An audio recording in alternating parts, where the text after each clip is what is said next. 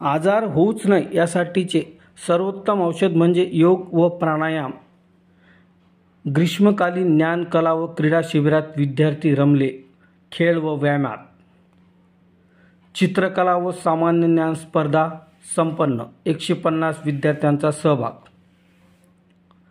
आजच्या धकाधकीच्या जीवनात प्रत्येक व्यक्ती पद, पैसा, प्रतिष्ठा मिळवण्यासाठी स्पर्धेच्या शर्यतीत धावत सुटला आहे।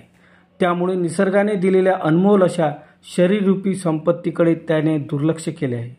असून बाहेरून हजारो रुपयाचे कपडे, दागिने, मौल्यवान वस्तू घालून मनुष्य सुंदर दिसतो, पण आतून मात्र तो चुकीचा आहार, वाईट सवयी व खानपानामुळे शरीरावर अनेक परिणाम होण्यामुळेच अनेक आजार मनुष्याला लागले आहेत। या आजारातून बाहेर पडण्यासाठी डॉक्टर आपल्याला लाखो रुपयाची औषधे देतात, त्यासोबत व्यायाम करा असा सल्ला पण देतात।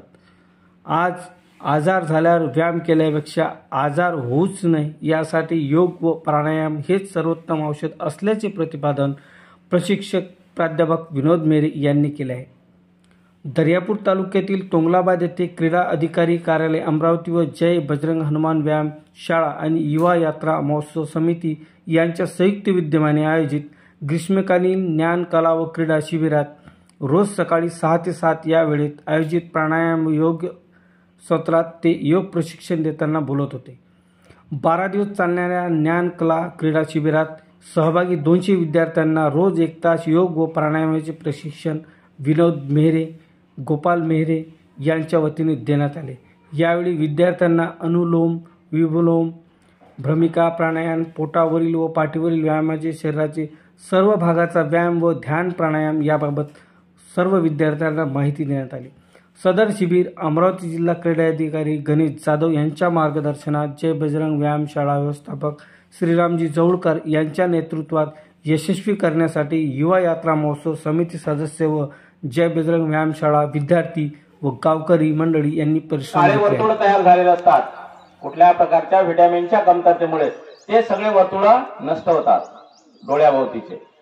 ज्याच्यामध्ये ज्याला आपण काय म्हणतो वीकनेस असतो, कमजोरी असते, त्यांच्या डोळ्याच्या भोवती साधारणतः हे वर्तुळ असतात।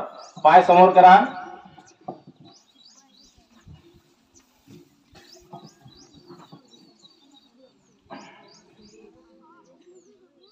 पायामध्ये अंतर,